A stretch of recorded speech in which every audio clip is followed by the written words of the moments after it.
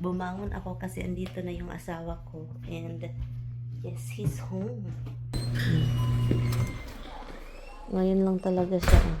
Kita?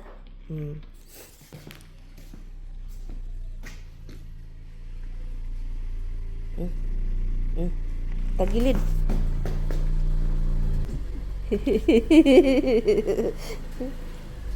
Careful, you're too close in, okay? Kausap ko ito the whole drive. Kausap ko. Do you want your laptop inside? Where is your laptop bag? Oh. Open the trunk.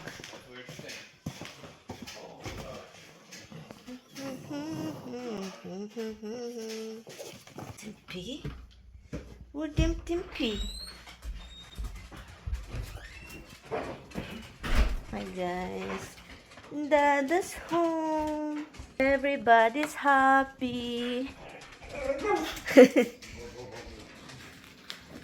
So, kausap ko ito the whole talaga niya drive. Usap kami about life. Sabi pa niya sa akin, guys. Pinagtagpo tayo ng Panginoon, no, di ba? Kasi talagang naniniwala kami, guys, na pinagtagpo kaming dalawa ni Mr. sa isa't isa. Hi, baby. Your shoes out that, but now I cleaned the floor, huh? I did. I mop it really good.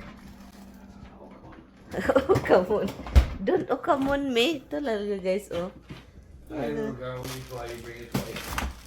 Okay, so you want coffee? What do you want, Han? And?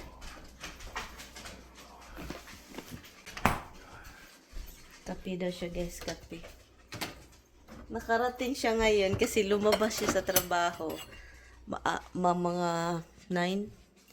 Kasi sabi pa niya sa akin, daw, hindi naman daw siya kailangan doon kahit nandun pa yung mga, alam nyo na, mga somebody. Hindi na gid ako nakasabot sa asawa ko, parang pupungkulin na ata niya ako nito kasi nakakapagod man ito, i-juice ba. Manual din ang dami. Bumili pa talaga isa. Oh, hindi ko na talaga alam itong asawa ko, guys. Pero kailangan ko na silang i-juice kasi ito sila older and then bumili namin sila. Sabi ko, huwag ka nang bibili ng bago dong kasi dong marami pa tayo dong. Anong gagawin mo sa kamay ko dong? Napapagid na yung kamay ko dong. Ay, nako. So, huhugasan ko lang po ito mga darling, no, para dire-diretso na yung pag-ano ko. Kay nakakaano itong asawa ko, guys. Nalilito na ako, guys. Kung anong gagawin ko. Ang dami-dami po nito.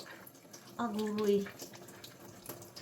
Sabi ko na nga sa inyo yung ihi ko, amoy orange. Kailangan na siya hugasan kasi pag ikat na natin yan, alam naman natin na banumi ito, guys. At may mga chemical ito, no, inisprayhan, no, kasi hindi po ito yung parang organic, may mga spray ito. So, kaya kailangan ko siyang hugasan. Kaya hindi talaga ako magugutom, no, kung si Tami, kung mahilig kong magbili-bili dyan, kahit hindi na ako lumalabas, guys. Fights na sa akin kasi itong asawa ko sobraan ka Napagod na ako sa kakaano lang, ha, kagaganito lang, ha, yung muscle ko sa sakit. Meron kaming juicer, guys, dalawa. Hindi makikita-kita ni Mr. Hindi ko alam kung asan yun nalagay galing pa sa isang bahay. Saan niya nalagay. So ngayon, naghanap siya doon sa basement kung saan niya nilagay. Color key itong asawa ko. Parang wala nga siyang tag. Iwan ko na si Batman talaga.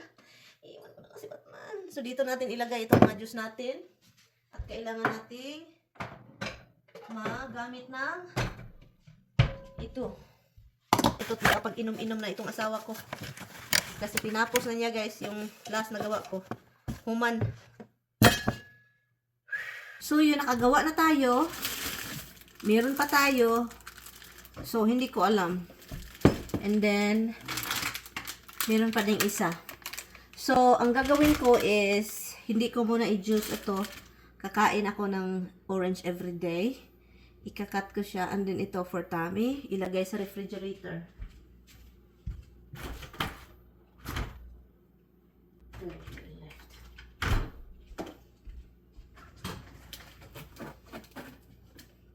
Hi guys! So ngayon guys, andito tayo sa kusina, no, nakatulog ako. Nakatulog ako since 1 o'clock to almost 4 o'clock.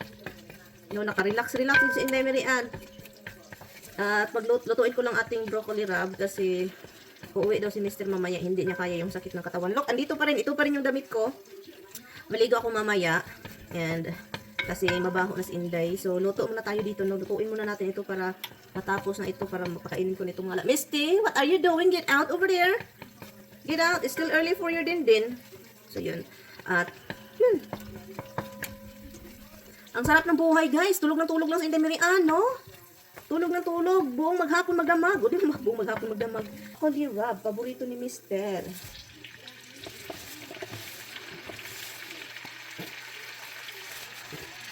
Ang dami po sa inyong problemado sa buhay ko, guys, no? Ang dami nagsasabing magtrabaho ako, guys. Hindi na yan bagong news. Ang dami po talaga ninyo. Mas lalong dumadami po nagsasabi na magtrabaho ako. Wala namang masama kung magtrabaho o wala ding masama kung nasa bahay ako. Alam niyo bakit hindi masama? Kasi po, hindi naman po kayo nung nagbigay sa akin ng pagkain o nagbigay sa akin ng ito. So, bakit naman pinoproblema po yung ganon ninyo, no? Hindi naman yan old news na yan, guys. Yung mga magdadaming nagsasabi na magtrabaho ako, old news yan. Ang dami pong nagsasabi. Hindi masama ang magtrabaho, no? Kung magtrabaho ka, magtrabaho ka. Kung hindi naman, anong pinoproblema? No, ang nagproblema yung mga hindi man naman nagpakain sa akin. Yung asawa ko hindi nga nagproblema. Ano ba? No? Alam nyo, ang buhay ko is sobrang gaan, masaya. Walang trabaho, kain ng kain, tulog ng tulog. I think yun yung problema nila. Ayaw nilang makita na ganun, na may ganun na kababayan. No, na hindi nagtrabaho, nasa bahay lang. Dahil na ganito yung buhay ko, kahit ano-ano lang yung mga pinagsasabi, like wala akong kwenta, like na hindi ko daw ito bahay. Yun yung mga taong sure na inggit. Na hindi nila makita na gano'n, grabe si Mirian, swerte. May magsabi man ganyan. Ang iba hindi talaga matanggap. Magsasabi na grabe si Mirian, ang swerte. Guys, lahat po tayo sa buhay is swerte. Kung buhay pa tayo dito sa mundo, swerte po tayo. Ang sa kanila is, maswerte tayo kasi meron si Mirian bahay, hindi pinagtrabaho, maraming pagkain, busog, lusog palagi.